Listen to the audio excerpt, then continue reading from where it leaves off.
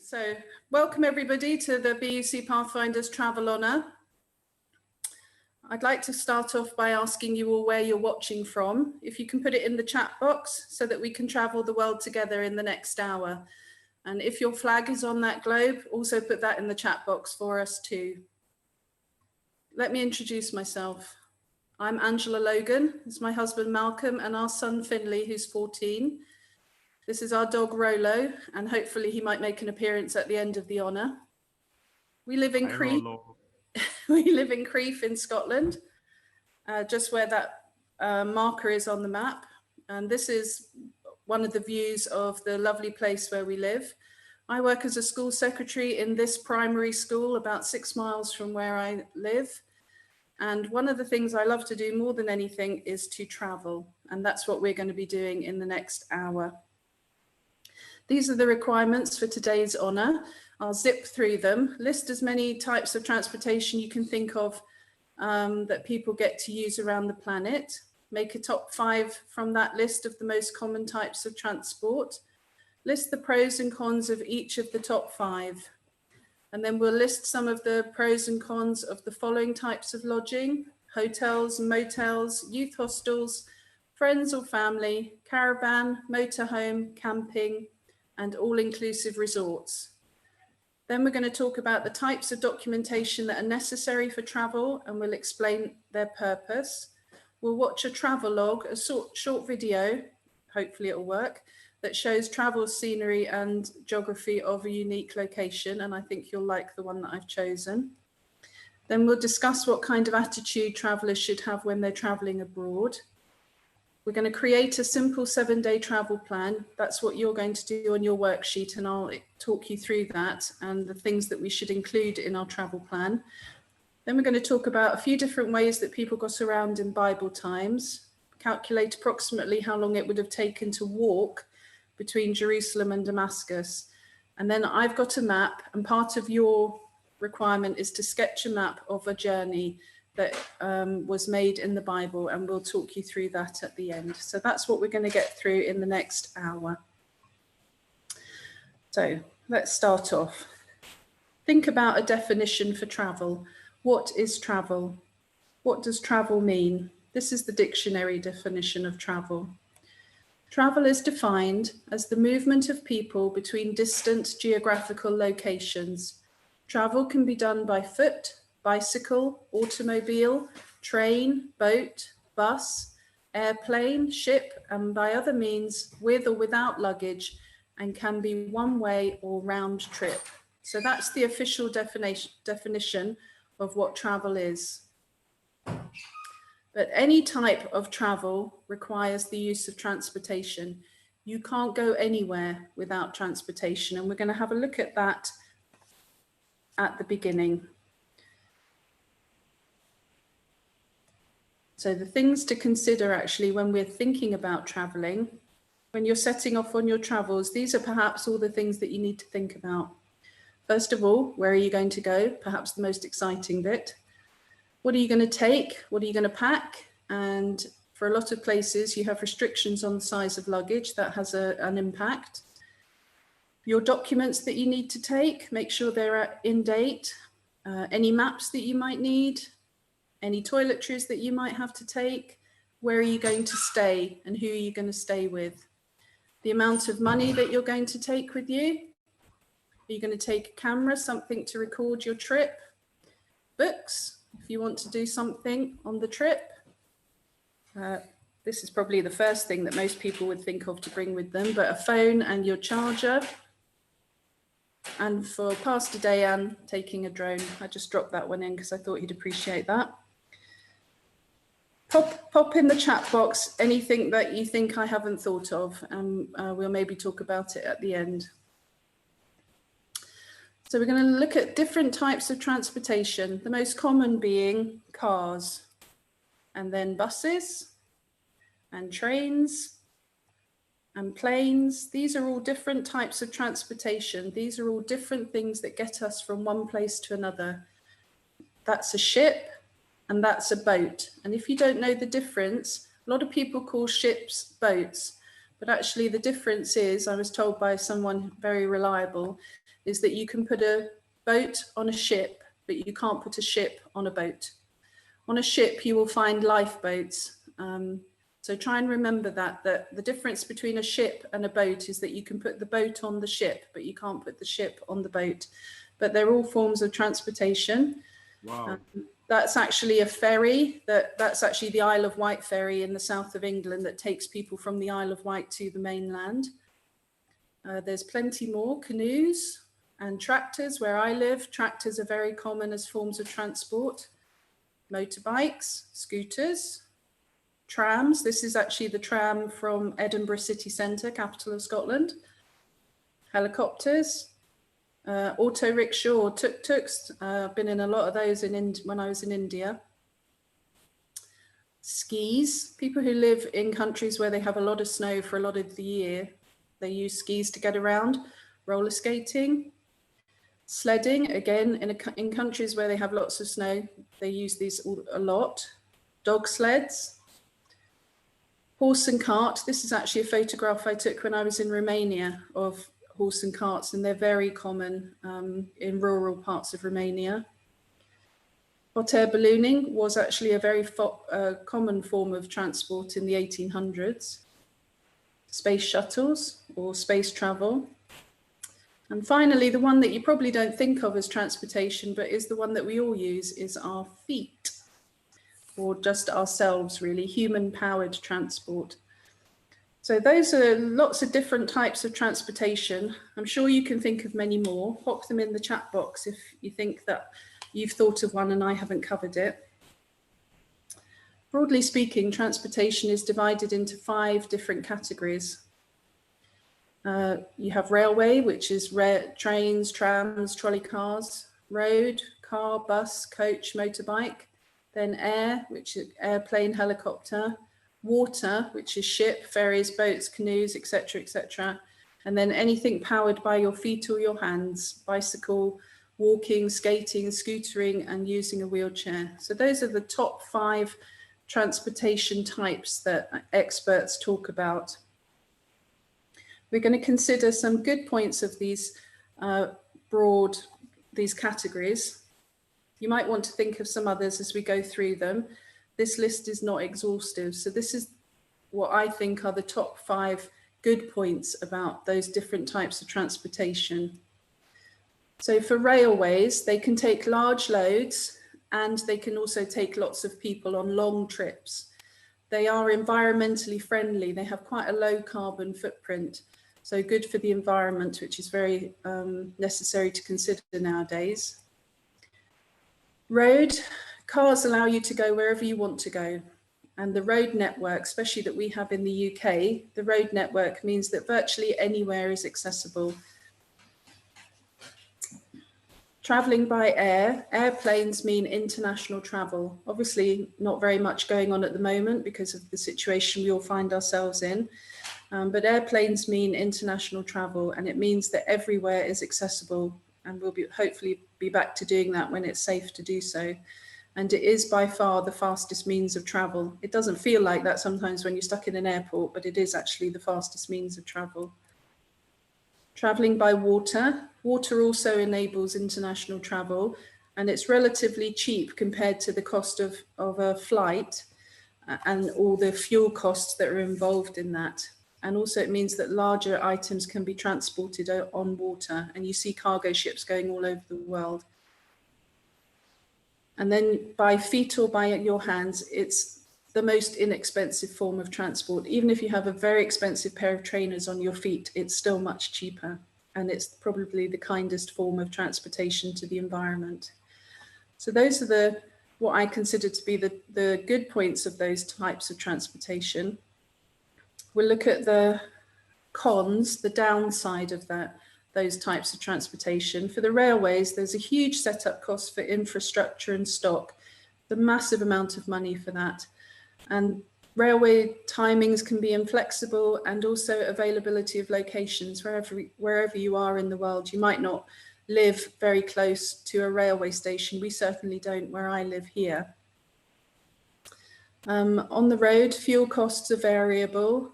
They are damaging to the environment, and there is a greater potential for accidents, because there are more of them around. The operating costs are extremely high, and they are environmentally harmful. And that is something that we should consider these days.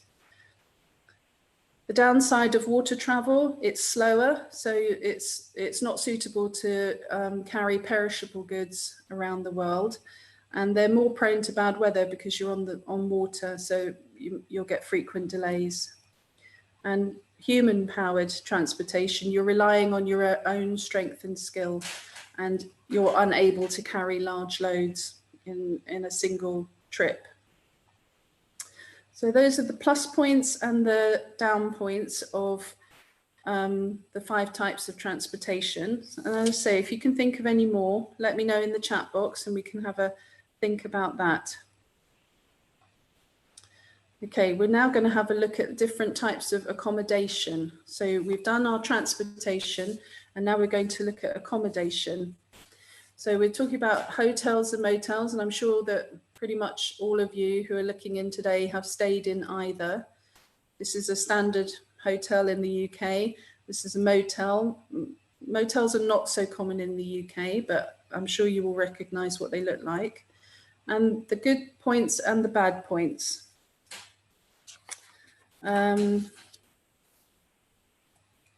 the good points. So the quality tends to be quite consistent in hotels and motels. You know what you're getting when you're staying in a hotel chain. There's no surprises. They're relatively easy to book. The location is usually quite good. You can be anonymous. You don't have to interact with anybody if you don't want to. For some people, that's a pro. And you can book it at the last minute, and everything is done for you. You don't have to do anything really.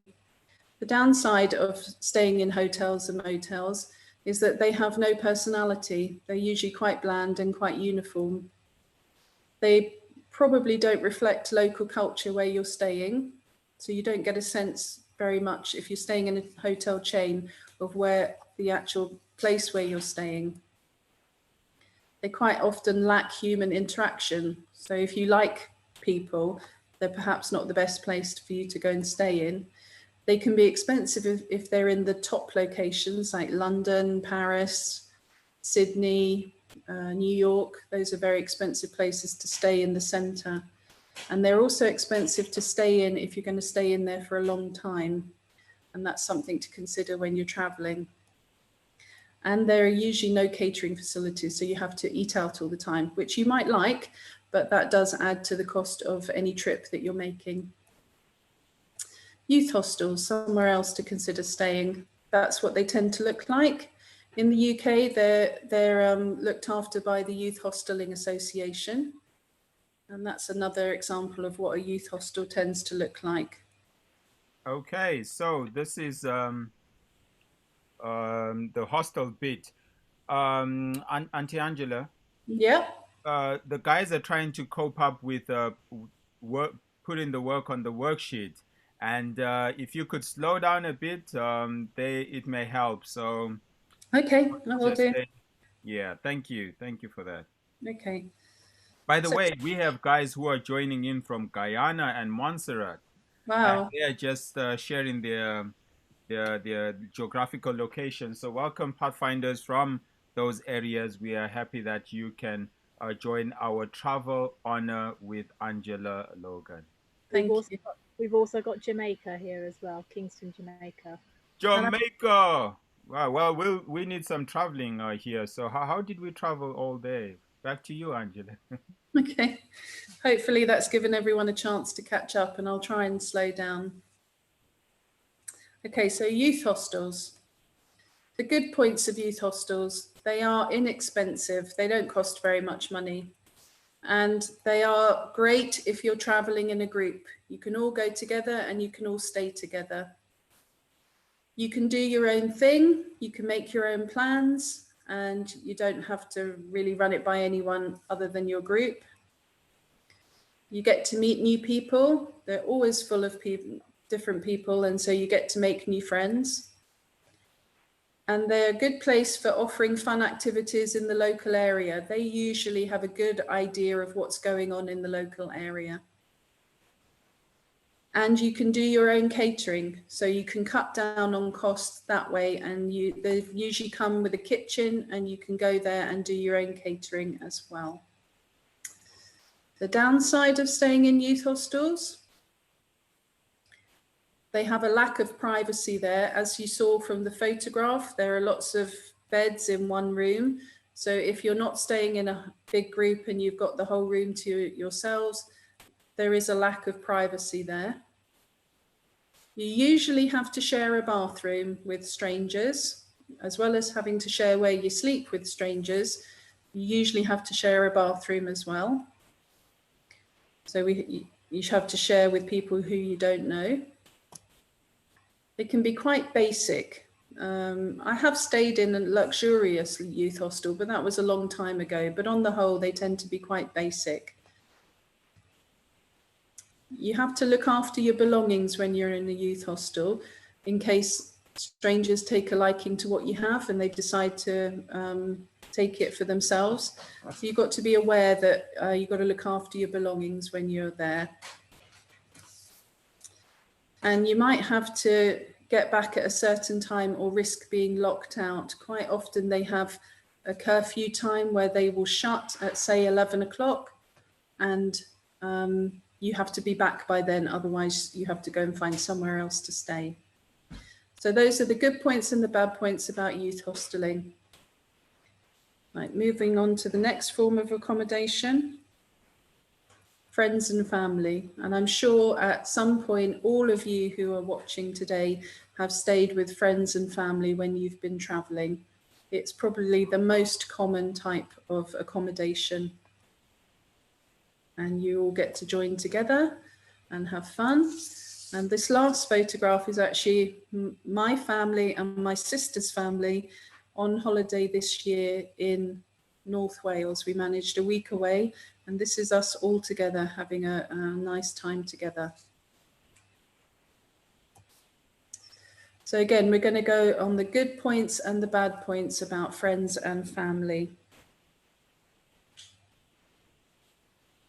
You are with people that you have chosen to be with. That's very important. You are spending precious holiday time with people that you've chosen to be with. And they know you and you know them. Even if you haven't seen each other for a long time, you still know who you are and who they are. And that helps quite a lot. They care about you, so they want you to have a nice time.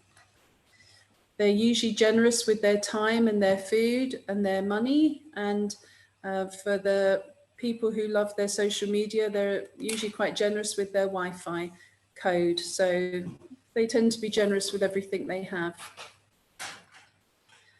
And it gives you a chance to relax and catch up with people who know you very well. And quite often spontaneous happenings happen. I remember I was on holiday in Australia staying with some very good friends, and they decided that one day we would go to a pineapple factory, and it was a place that grew pineapples, and there was a pineapple canning factory there and a few other things, and they thought that this would be a really good place for me to go. And they just decided as we were sitting at breakfast one morning, and we got in the car and we went, and we had it doesn't sound very exciting, but we had a good time. So that's what I mean by spontaneous happenings. You could just decide one day, let's go and do this, and it makes for lovely memories. The downside, and there are some downsides, I think. You have to fit into another household's routine. So if you don't get up before 10 o'clock and they eat breakfast at 7:30, then you will go hungry. So you have to be aware of fitting into another household's routine. You generally have to eat what they eat. So that might mean less choice. It might mean more, but it might also mean less choice. You have to do what they think is best to see and do. And I just gave you an example there of when I went to a pineapple factory. It's not something I would have chosen to go and do, but we went anyways. I had to fit in with what my friends thought was a good idea to go and do. There can be a lack of privacy if you're staying in somebody's house. And relationships can get tricky if they think that you're taking advantage or if you're staying too long. So you have to communicate with each other and be open with each other. So that's the pros and cons of staying with friends and family. Moving on, we'll talk about staying in a caravan and motorhome and camping. And I'm sure quite a lot of you who are listening in today have stayed in either one or two or even all of these forms of accommodation. This is actually our caravan that we've had many really lovely holidays in and really enjoyed ourselves. And it's a great form of accommodation. Camping, I'm not so keen on. And this is actually was taken when we camped at Wimbledon Golf Course to go in to watch the tennis championships at Wimbledon a few years ago. And you have to queue up and sleep overnight in your tiny little tents. And that's one of the reasons I don't actually like camping very much, is that it's small spaces and all together. But that's probably the last time I went camping. Well, now that the sun has set, or if it hasn't, well, I just asked it to. So tell us a little more about that camping. Was that, did you actually make it to the game? Yes, we got in. We didn't get to a show court, so we didn't get to centre court or 1 or 2 or 3, actually. We just got a ground pass. But we saw quite a lot of tennis players and we saw quite a lot of tennis, but you don't really get very much sleep. And because you're so packed together, you hear everything and people are up all night making lots of noise, which is another reason why I don't like camping very much. But well, that certainly will not be happening at the next Adventurer and Pathfinder Camporee in Scotland, because we will make sure, Angela included, that it's all nice and quiet. Yes. Scotland. Wouldn't that be lovely? Okay. And motorhomes, I've never tried motorhoming, but I know lots of people have, and that's another form of accommodation. So again, let's do the good points and the bad points. The good points: you are free to go wherever you want, wherever you can pull your caravan or take your tent or drive your motorhome. You can go where you want to. Usually very inexpensive to stay there once you get there. And you can learn new skills from other people on sites. That's certainly happened to us when we've stayed on caravan sites and we've had some problems. People have been very willing to help us sort out issues with our caravan. You can keep to your own timetable because you've got the freedom to go wherever you want to.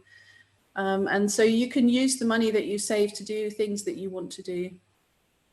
And you're usually in nature and surrounded by nature. And that's one of the nicest things about any of those forms of accommodation.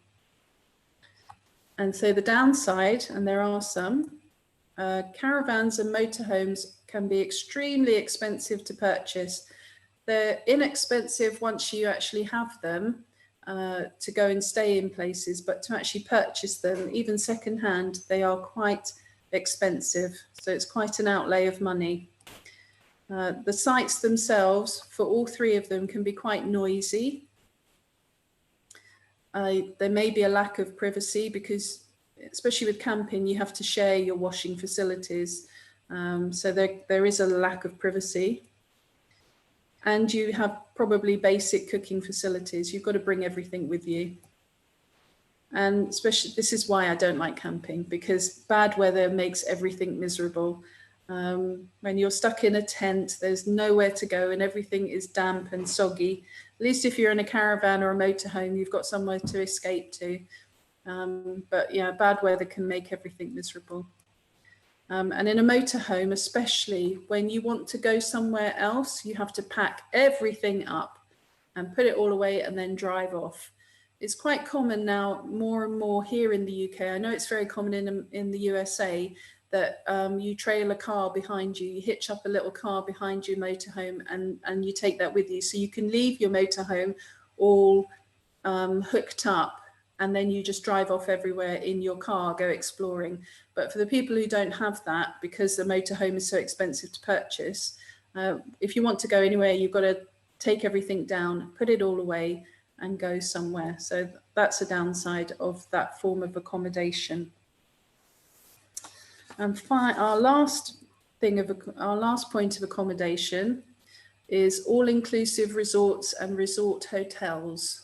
And if you have stayed in an all-inclusive resort or a resort hotel, then you've probably had a very nice holiday. This is an all-inclusive resort that we stayed in. This is the Moon Palace Hotel in Cancun in Mexico, probably the nicest place I've ever stayed in. This is probably, I would call this a resort hotel. This is my favorite hotel of all, and is only about 6 miles from where I live. We actually went for a walk around the golf course there this afternoon before I did this presentation to get some fresh air. This is Glen Eagles Hotel in Octorada, and that's probably I would class that as a resort hotel. And you can also class cruise ships as all-inclusive resorts or resort hotels because they are effectively floating hotels. Some ships can take upwards of 8,000 people, which is more than the size of the town where I am living at the moment. This is the Queen Mary 2. We've been on this ship twice, sailing from Southampton to New York and back. And that is a lovely way to travel. So tell us more about that experience. That sounds very good. Southampton to New York on a ship. Yes, it's. By the way, the ship is the one that can carry a boat. So that's right. Thank you, Pastor, for remembering that. And you can see the lifeboats on the side of the Queen Mary 2 there. Yeah, that was 2 memorable occasions. The first time we went as a group, there was 10 of us, I think 10 or 12, I can't remember. And then the second time we just went as a family, myself, my husband and my son when he was much younger. I would thoroughly recommend it. It's a beautiful way to travel, and yeah, it's luxurious.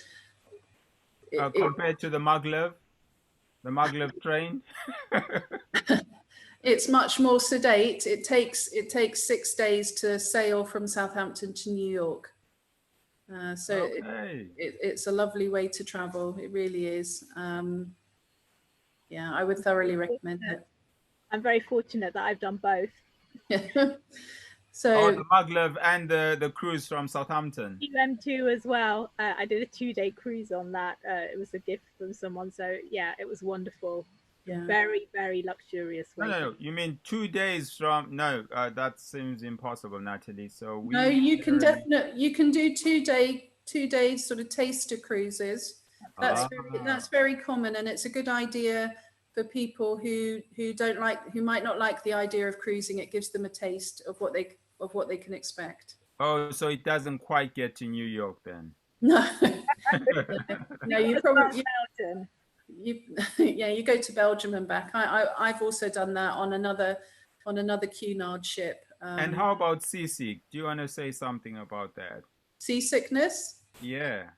Ginger is very good for seasickness. Okay, so it wouldn't. Once you get that treated, you can cruise all the way to New York, no problem. Also, on a large ship like that, you tend not to feel the water going. Yeah. But this is so much. This is a liner. So although it is also a ship, it is a transatlantic liner. So if you look at the front of the ship, I know that's not the technical term, forgive me, but the front of the ship is curved in such a way that it cuts through the waves. It doesn't bounce, it cuts. So it's specially built like that in order to go through the waves of the Atlantic Ocean. So the bow of the ship, I just made my own mistake there. The bow of the ship will cut through the waves. And it has ballast in it, so that allows the balance of the ship to stay even. The best part of a ship is in the middle, at sort of towards the middle, not too high up. That's where it's most level, where you don't tend to feel the motion of the water so much. I have been on ships that have are cruise liners, so they're more square at the front. They don't cut through the waves, they bounce through the waves. And when the water is very choppy, they bounce like this. And that is not nice. That is not nice. And no amount of ginger stopped seasickness at that point. Well, B and N want to tell us that it's beautiful. So I'm sure they're enjoying this honor. And Dan wants to tell us about his boat cruises. So go on, Dan. No, I don't want to say. I just want to say how ginger is a very much Adventist, cure for everything. So this goes really well. And pineapple, just to point out, it doesn't kill the viruses all the time, but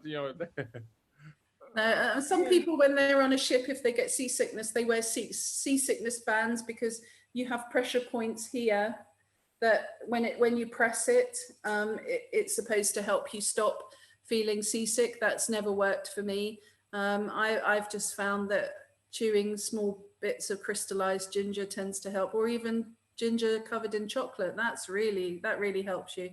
But yeah, don't be put off by seasickness or things like that. People on ships are used to it, so they know how to help you deal with it. But these are all forms of all-inclusive resorts that we've actually experienced ourselves. Thank you for sharing. Okay. So there are good points and bad points about those types of accommodation as well. They are luxurious, as I've pointed out and Natalie's pointed out. They are luxurious, and it's lovely to experience that. Everything is usually included there, which makes it far easier to budget. You have everything to hand. Everything, especially on a ship, is available 24 hours a day. You can have wall-to-wall eating, believe me, if you want to, on a ship. So everything is there all the time. You get to meet lots of new people. This is especially the case on a ship. You meet lots of new people. And on a cruise, you can go to a new place every other day. When we went on the trip to New York, obviously you don't, because you're sailing the Atlantic, but we've been on cruises where you stop in a different place every single day. And that's lovely, to go to sleep in one place and then wake up in a new place the next day. And it's very relaxing. Any all-inclusive resort and resort hotel is relaxing because everything is done for you. There are downsides to this form of accommodation. Because they are luxurious, they can be very, very expensive. And you have to bear that in mind. So they are a treat when they happen. In resorts, you tend to stay in one place and you miss out on local culture. When we stayed in the resort in Cancun in Mexico, we made an effort to go out and visit lots of different Mayan places around where we were staying. But a lot of people tend to go to one place, they stay in the one place, and then they come home. So they don't really see where they are staying. They don't experience the local culture. So it's not an authentic experience of where you are. And that's one of the beauties of travel, is that it opens your mind. It gives you lots of different experiences of how other people live and where they live. And if you go to some all-inclusive resorts and you just stay there, then you could be anywhere. You don't get to experience that authentic culture that travel affords you. They can be extremely busy and noisy because everything is available all the time. They can get quite noisy.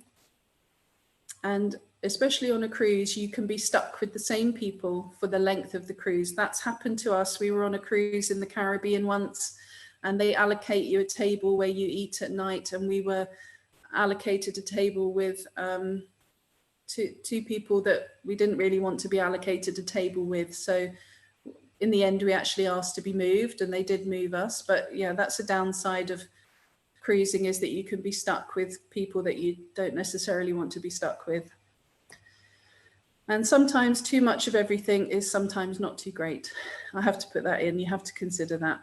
So that's talking about all-inclusive resorts. I hope you've managed to get all those notes down for your worksheet. I'll give you a couple of seconds to get those points down.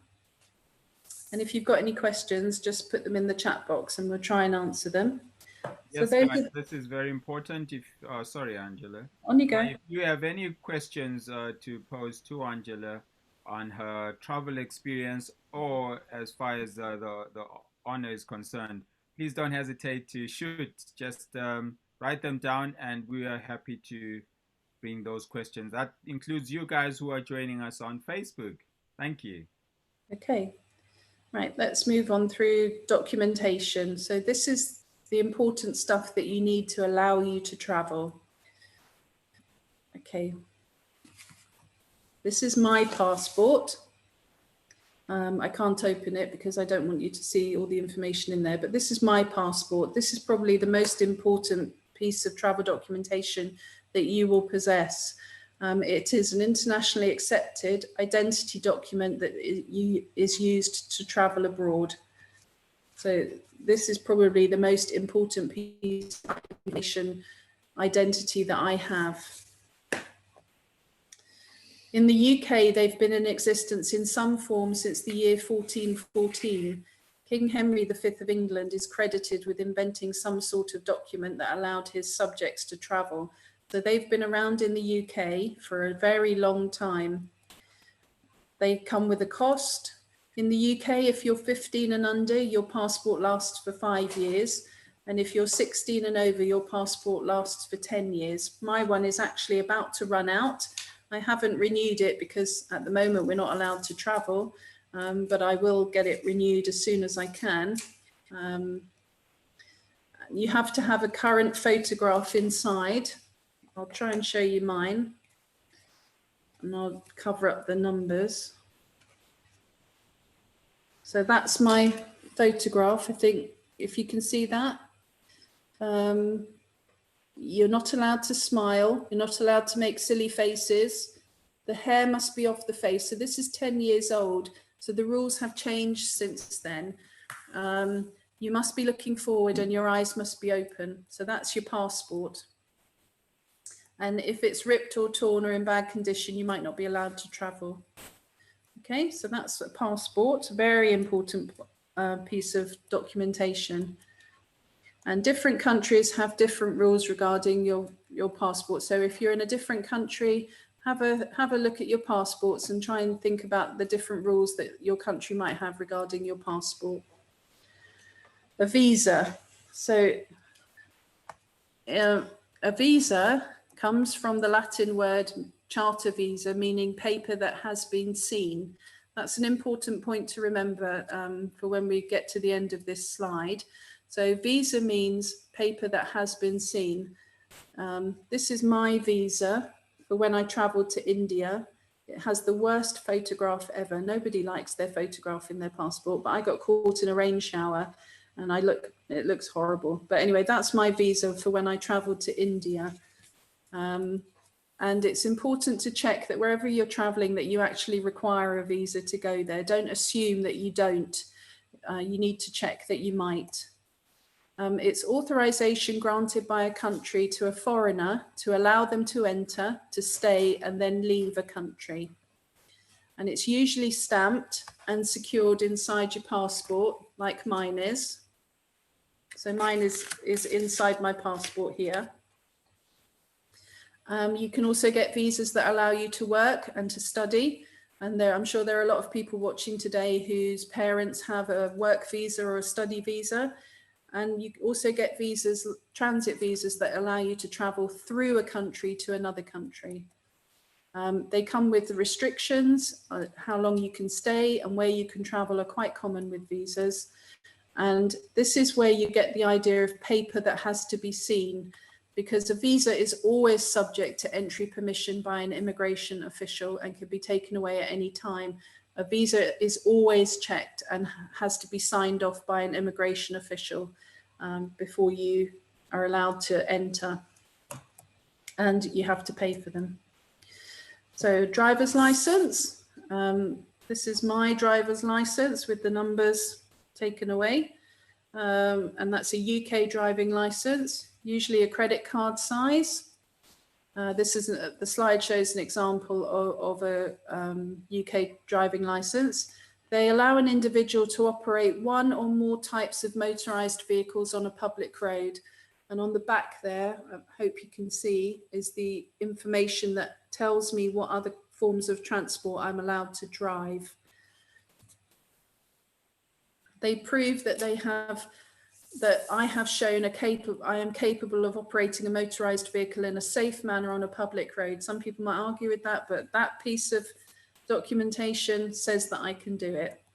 And in the UK, you don't have to carry it with you, but I know in other countries such as the USA, you do. And we have actually fallen foul of that on one occasion, but you don't have to carry it with you in the UK. They were first issued in the UK in 1903, and they must have a photograph on them, similar to your passport photo. They must have a signature on them, and they are renewed in the UK every 10 years, unless you're over 70, and then they're renewed every 3 years. And you have to pay for them. So that's a passport, a visa, and a driving license. 3 important points of documentation. The last one isn't compulsory, it isn't mandatory, but it's a very, very advisable, and it's travel insurance. Travel insurance protects you when things go wrong. So if your flights are cancelled, if you're delayed, if you get sick, if you have to go to hospital, if somebody in your party dies, if you lose your belongings, if you have to be repatriated, if you have to be brought back to your country of origin, all of that is taken care of if you have travel insurance. It will cover most unforeseen expenses you need to check when you're buying your travel insurance, but it will cover most unforeseen expenses while you're traveling. You do have to pay for it, and there are lots of different types and lots of different cover. It's a good idea to take a copy of the document with you when you travel. It's not a legal requirement to have it, but somewhere like the USA that doesn't have a public health system will insist that you have some sort of travel insurance in place. And as someone who's traveled an awful lot, I would recommend it. So those are the 5 types of documentation that I wanted to cover: your passport, visa, driving license, 4 types, sorry, and your travel insurance. Okay. So the next bit, I hope we've got time for this. This is about 4 minutes long. Part of your honour requirement is that you have to watch a travelogue video. Have we got time to show this? Yes, I think so. Yeah. A travelogue video is a video that allows you to see where you might be going and gives you an opportunity to get a flavour of where you might want to travel. And I've chosen Scotland because it's a country I live in and it's a beautiful country. And hopefully by some of you watching it, you might decide to come here on holiday too. So let's hopefully see. Not just holiday, but the camporee. So you can tell us a little more if we have time after this. Okay, okay.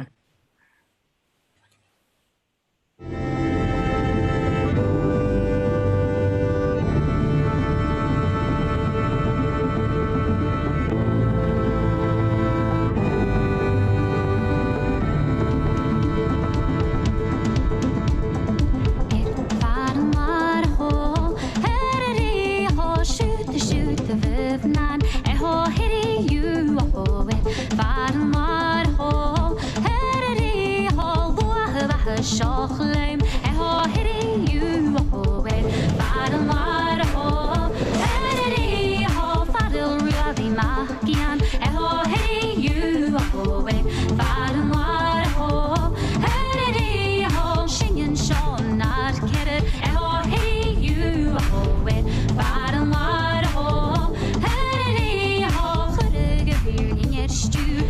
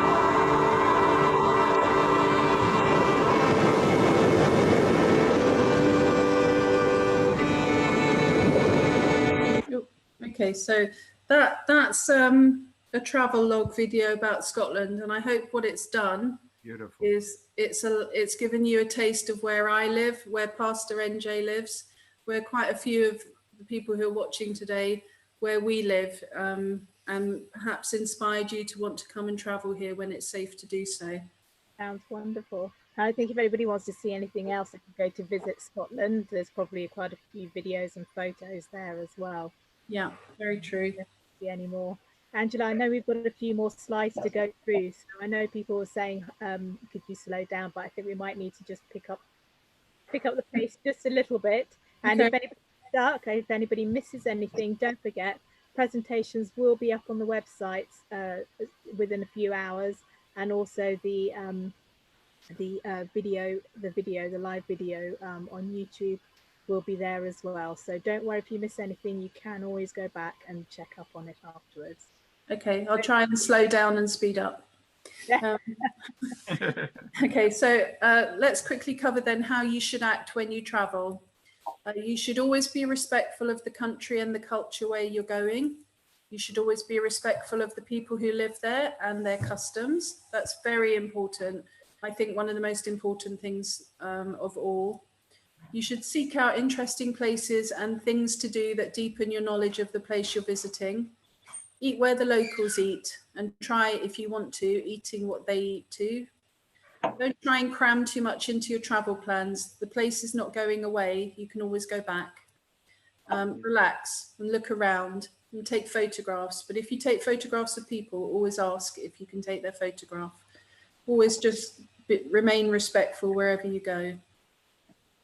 So another part of your requirement, of your honour requirement, is that you have to plan a 7-day family trip, and we'll whiz through this, but it is all there. You need to think about planning a simple 7-day trip, and you need to work out how long it's going to take you to get there, and you need to remember that your first and last day might be travel days. Use the internet to find out about local attractions of the place that you're travelling to. Try and include something for everyone in the group, not just all stuff for the young people and not just all stuff for the parents, but a nice mix of the two. You must include one historical site, you must include 2 nature sites, and you must include 1 recreational site. So like something like a water park or something like that. And if possible, try and include a day to relax and rest, because it is your holiday. So that's something that you have to do for your honour.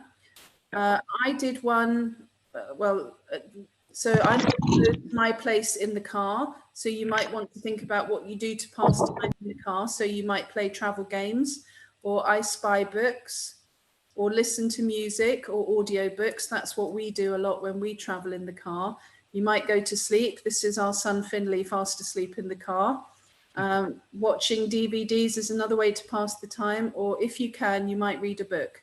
So think about that when you're planning your trip. And this is one that I chose. I know this map is very fuzzy, but it just gives you an idea of my trip that I was planning, which is from the south of England, so below London, to Dumfries and Galloway, which is just over the border into the yellow bit, which is Scotland. It's approximately 380 miles each way, so it'll take approximately 8 hours each way.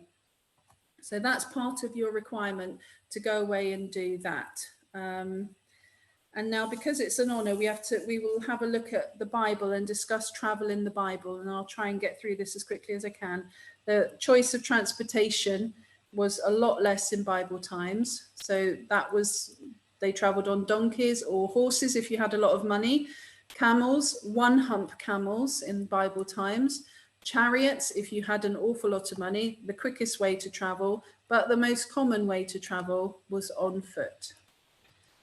And another part of what you have to do is you have to calculate how long it would have taken to travel from Jerusalem in the south to Damascus in the north. And I'm sure you know that that is a journey that Saul of Tarsus took. And you can read all about that in the book of Acts, chapter 9, one of the most famous passages in the Bible. This is the journey where Saul encountered God and became Paul. So he traveled from Jerusalem to Damascus, and you need to calculate how long that took. So I'm going to whiz through this, but you can come back and look through and see how to do it. This is actually some of the kinds of scenery that Paul probably would have seen as he was traveling to Damascus. So the distance is 324 kilometers. We're going to do a bit of maths now. Kilometer is equivalent to 0.62 of a mile. So there's the sum. It works out about 201 miles. And you can say that a normal walking speed is 3 to 4 miles an hour. So 201 miles divided by 4 miles an hour is 50 hours.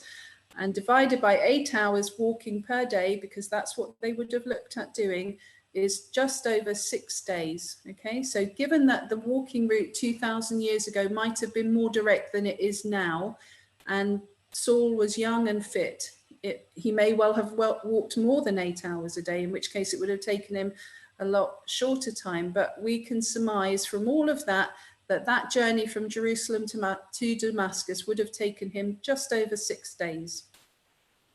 And finally, I want you to also have a go you've got to find a map of you've got to create a map of a journey that took place in the Bible. So I'm going to quickly go through the things that you need to include on your map. This is a map of the 2 possible routes taken by Mary and Joseph when they traveled from Nazareth in the north to Bethlehem, south of Jerusalem in the south. Okay, now you can look at that map and you might not be able to glean any kind of information from it, but that map is jam-packed full of information, and we'll quickly go through it. And these are the kind of things that you need to put in your map on your worksheet for when you're doing your honour. Okay, so there's our map, and you could look at that and think that hasn't got much information on it, but as I said, it's jam-packed full of information. So first of all, you've got the lines that show you the route. One of them is pale and the other one is darker. The pale route on the left-hand side is the route that was taken by traders when they were going from Nazareth to Jerusalem and Bethlehem. So that's what's known as the trade route.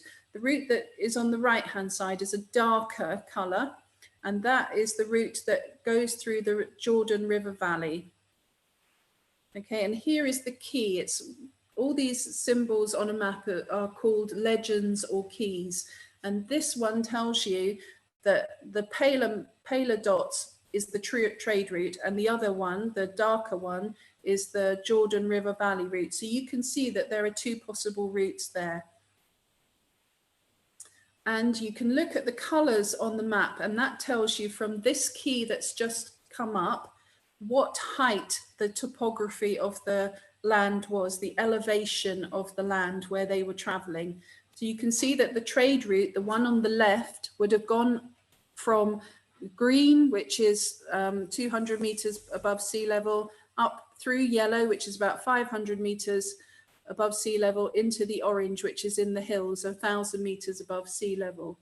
And you can see that in the map. You can follow that pale pink dotted line and it takes you through those different colors, which is the different land elevation of that journey. Similarly, you can go to the other one, the darker dotted line, and that you can see that goes through green colors, and that tells you that that land is relatively flat at 200 meters above sea level until they get to the end where it climbs up into the hills because it goes into the orange color. So you can work out how difficult their journey would have been from looking at those 2 pieces of information. And that's the sort of thing that you're going to be needing to do when you're doing your worksheet requirement. The next thing, which is probably the most important thing on a map, is what's known as the map scale. And that gives you a measurement of distance. So this is on this map, an inch equals 30 miles. So you can have a good go at working out the distance that they would have taken to travel on both of those routes. And all maps will have a map scale on them. And finally, this map has a compass on it, which just gives you a sense of direction of where everything was. Most maps don't have a compass on it, but this one does, and it's just another piece of information. So when you're doing your map of a Bible journey for your worksheet, you will need to include some sort of legend, some sort of key on your map. It can be a topography map, a topography legend, which tells you how the land was, how high it goes. The most important one you should remember is the map scale, and you should also remember the route as well.